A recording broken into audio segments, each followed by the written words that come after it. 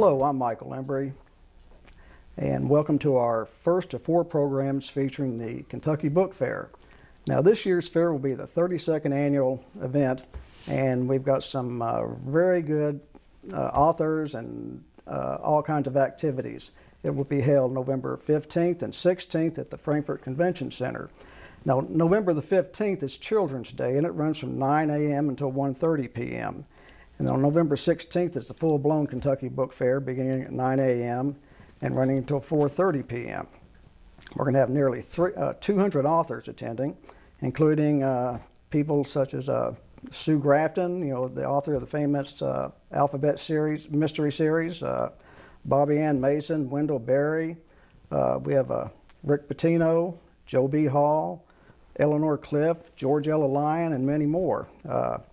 There will be, if you're into politics, Martha Lane Collins will be there, Jonathan Miller. Some of the local authors from Frankfort area will be Jonathan Green, Gene Birch, Russ Hatter, Nikki Hughes, Chris Helvey. And as I mentioned, there's going to be probably nearly 200 authors and probably twice that many books offered. So it's a great event. It's probably one of the signature events here in Frankfort, Kentucky. Along with the author signings, there will be quite a few symposiums and readings by authors, and you can find that information at www.kybookfair.blogspot.com and also on our Facebook page, Kentucky Book Fair. Among the books, there'll be sports, fiction, nonfiction, cookbooks, children's books, and whatever your interest, you're going to find at the Kentucky Book Fair. Today we have 3 of our authors, including one from Frankfort. We have C.L. Parker and Angela Correll from Stanford, and Tim Farmer. Actually, Tim, you're from Frankfort as well, I guess, or from Olive Hill, perhaps? You know what? Maysville, Carter County, Frankfort. Okay. But I've been here for 25 years, so Okay. I'm a Frankfort person. Oh, okay, good.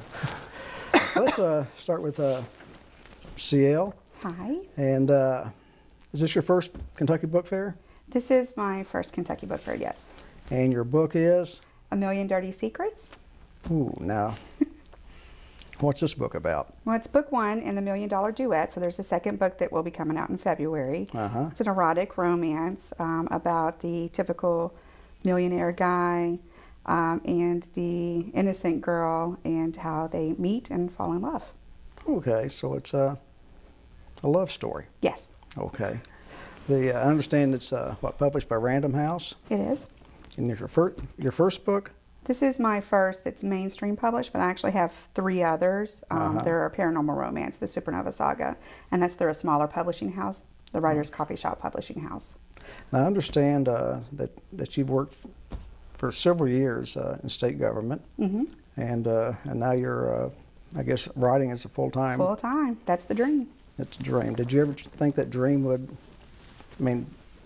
come true? Yes. Did you really? Yes. Now, I always say that dreams do come true, but they don't just fall into your lap. You have to reach out and grab a hold of them and own them. So I set goals for myself, and failure's not an option for me. So I have to work until I get those. And, we always want to believe that if you put your mind to it, you actually can do it. And it's corny, but it is true. Now, how many years did you work at becoming a published author? There are probably authors out there that have worked a lot longer than me, and probably will hate the answer that I'm about to give, but I actually started writing in 2009. Okay. I had no notion of even writing prior to then. Okay. Were you, I assume you're a reader. I am. I'm an avid reader, but I wasn't even an avid reader before then. It was just really quite by accident. Well, how'd that accident happen then? It started out with the Twilight craze, and when the Twilight books were over with, I was a little depressed. Yeah. So I went looking for more, and I found Twilight fan fiction online, and that's where amateur writers, are using the characters, and they're developing their own stories based on that. So I started writing Twilight fan fiction, which is a great platform to hone your writing skills. And one thing just led to another, and here I am. So you, in a sense, were you kind of discovered with the fan fiction kind of thing, or? I was with the fan fiction discovered there, and then I was actually going to self-publish A Million Dirty Secrets, and I have a friend who's an author. She's a New York Times bestselling author, Dorinda Jones, and she said, "Why don't you just at least let me see if my agent wants to see it before you do that?" And I said, "Okay. I mean, there's no harm in that." And next thing I know, I was looking on Twitter, and her agent, who's out of, she's a VP at Jane Clow and Nesbitt out of New York City, was tweeting about, my story. And I knew she had cleared her schedule to read it. And then the next day, I was getting that email, the email that says, "Dear Crystal, I loved it. When can we talk?" And within less than 2 weeks, Random House had snatched it up. How long did it take you to write this first book? 5 months. 5 months. About 5 months. Wow. Did you spend 5 hours a day, or I mean, did it vary? What I was doing was I was actually writing A Million Dirty Secrets while I was writing the first book in the Supernova Saga, and that's because I needed an outlet to have something separate to go to, so it wasn't so stagnant. And so I was writing a chapter a week with A Million Dirty Secrets, and within 5 months it was done. Okay. Well, And that's both books, though. So Really? the one book had to be split into two because it was just too long to be one book. now with the, gosh, I think most people have heard or read 50 Shades of Grey, and another book that was mentioned. Fair to You? Right. Did that open the door for a lot of folks? I have to say that it did. The popularity with 50 Shades of Grey essentially made it okay for housewives, or, not even housewives, but just the everyday person to read an erotic romance, because it's just a fantasy. So what Erica did, E.L. James did, was she and Sylvia Day, they opened the doors for that to be more acceptable. It's now a fad, a trend, and it's okay. You don't have to worry about walking around and someone seeing the cover of the book and going, "Oh, you're naughty," or something to that effect. So yes, they did open the door for that, because it's still just a story. Do you think there's still some misconceptions? Can you define erotic romance? I mean, Erotic romance, essentially, if you use choice words, it's automatically coined erotic romance. Erotic romance means that it's just a little more detailed. There's this misconception, and a common misconception, that erotic romance equals BDSM. And that's not necessarily true. If you are detailed in those choice scenes, then it's automatically going to be called erotic romance. And it's just a little bit of a warning for the reader to say, this is going to be more descriptive than what you might read in, say, a historical romance or something to that extent. and it's for mature audiences. It is for mature audiences. My books actually say it's intended for mature audiences. So this is going to be your next book comes out in February, right? The second part, yes. And it's called? A Million Guilty Pleasures.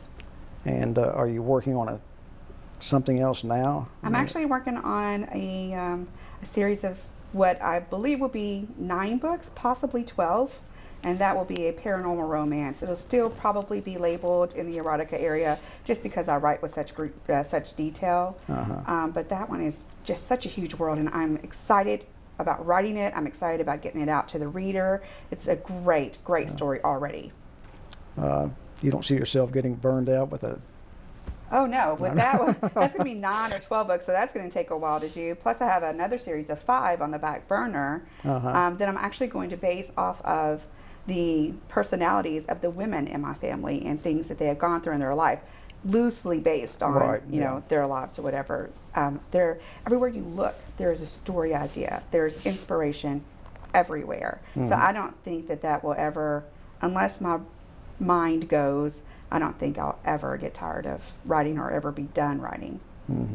Now, are you a lifelong resident of Frankfort, or? I am. I was actually born in Los Angeles, California. Okay. But, my parents came back here when I was 2 weeks old. So Okay. lifelong, yes, right to the whole maelstrom of the 74 tornadoes Okay. that were coming through then, which they did not take as an omen to get back out of town. Yeah. We stayed. But, if not, then, I probably wouldn't be doing what I'm doing now. Everything happens for a reason. Mm-hmm. Wow. So how many years did you work for the state then? 12, 13 years, Okay. I think. Was in the military before that. Oh yeah. Well, it's as an author and the people watching it has to be inspirational that you can, as you say, you can stick with something. It's not going to just happen. You have to work at it. Right. And I was you've pulling made it double work. duty for a long time, working full time, and then I would come home and I was writing 2 books at the same time. Mm-hmm. And I'm a mother, so attending to all the motherly duties Right. as well, and the household duties as well. So it does take some work. Mm-hmm. But if you believe in what you're doing, Mm-hmm. and if you're supposed to do what you're doing, then in the end it will pay off. And have you attended the book fair before? I've not attended the book fair. I Mm-hmm. haven't been able to do that. And I haven't, been there as an author either. Mm-hmm. So this is the first experience for me, and I'm really excited. Oh, When we got good. the phone call, I was Uh-huh. very excited. Well, congratulations, Thank and you. hope you do very well there. Thank you. Our next guest is Angela Correll, and she drove up all the way from Stanford. That's right, And Stanford. your book is Grounded. That's right. And tell us about Grounded.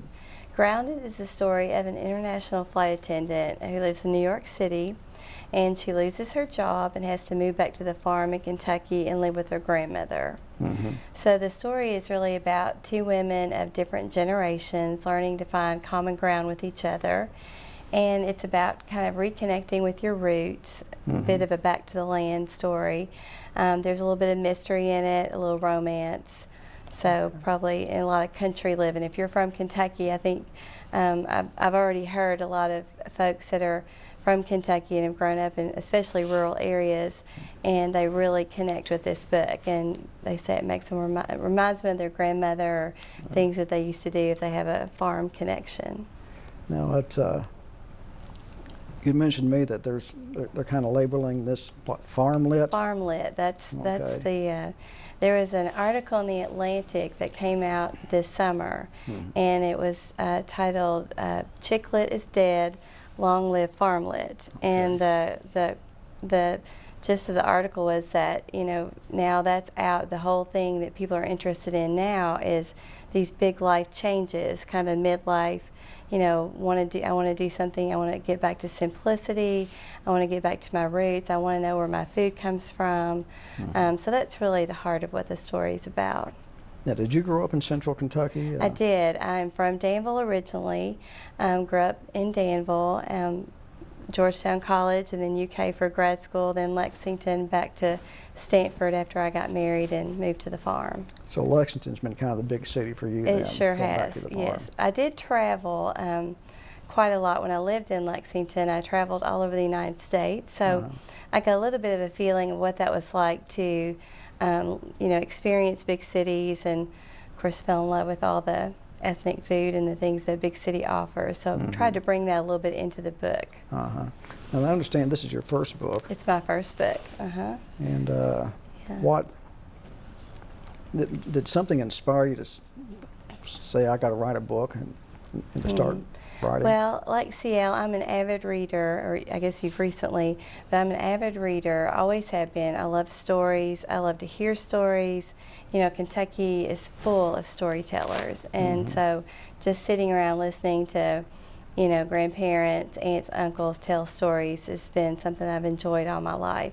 So I think for me, I've always been a student of human nature, of culture. So I think I was soaking a lot of that in, and knew at some point I wanted to, put that out in some kind of story format. When I married my husband and moved to the farm, it really gave me the time to think more about that and how to do that. And there was all kinds of inspiration with having left the city, and then the things that were different and how people in the country look at things, even the weather, for example. So that was kind of part of the inspiration to make me want to really write something down.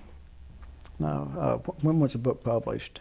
It was published October 1st, so this really? is brand new, yeah. Okay. Yeah. Have you started working on a second novel? I already have in my head probably a sequel to this novel. There are a few things I left intentionally not tied up so well.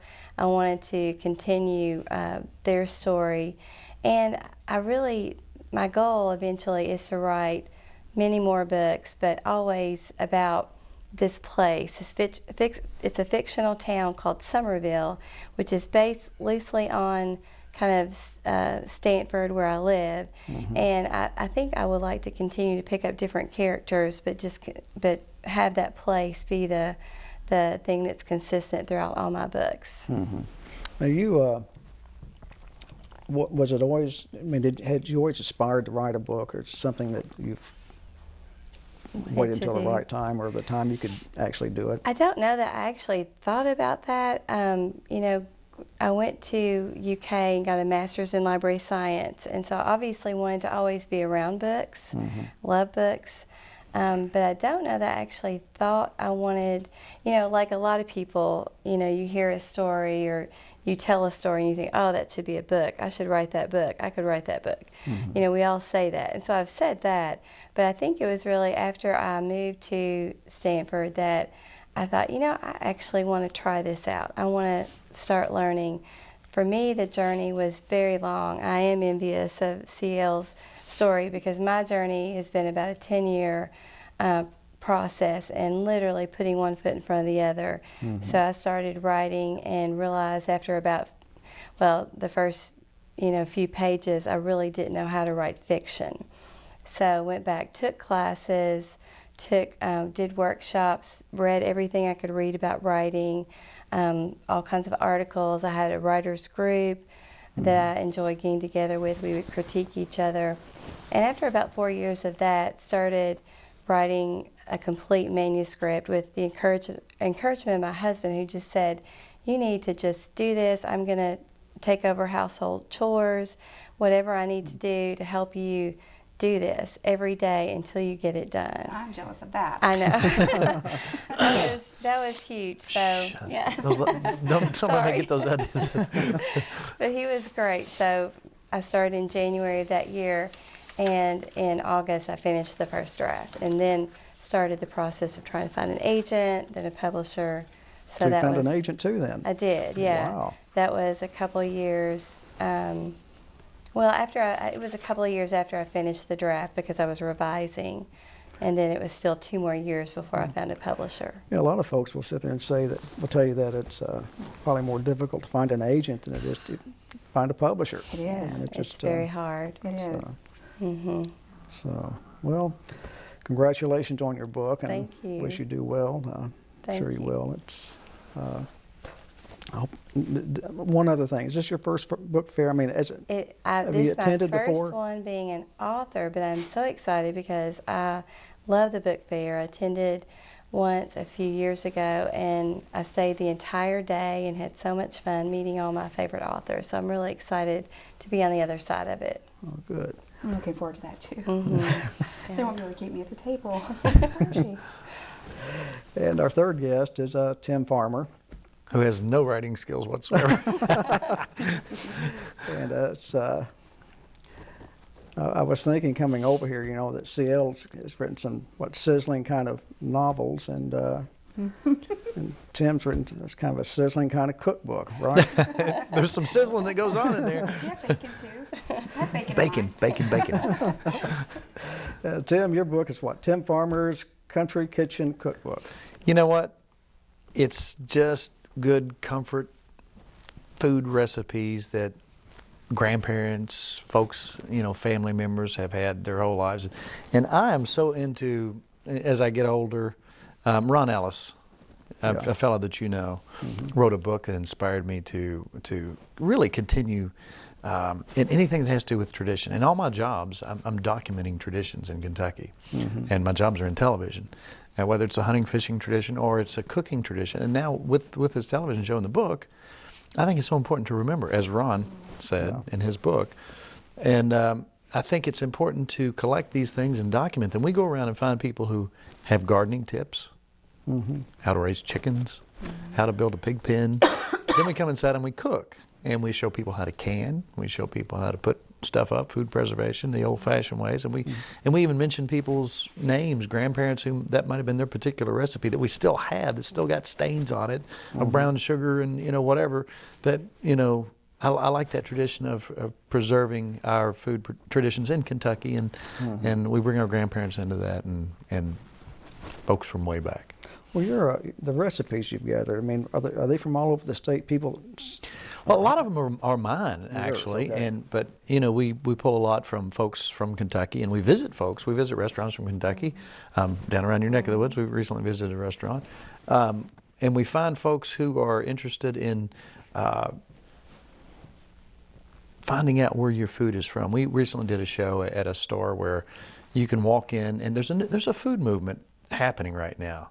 For so long, we went to the store and we bought something in a can. We didn't know where it came from. We'd go to the meat department and we'd grab something. We have no idea where it came from. I want to know. I want to have a personal relationship with we used to know who our milkman was. When I was a kid, we'd go get those gallon jugs of milk that were square and it had a paper top on it and it had cream on top and you had to turn it on. Remember that? Remember how that milk tasted? I knew who he was. We got our meat from him too.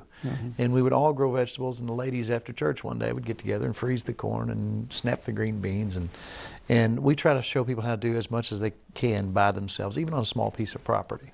So that's our show, and the book kind of does the same thing. Do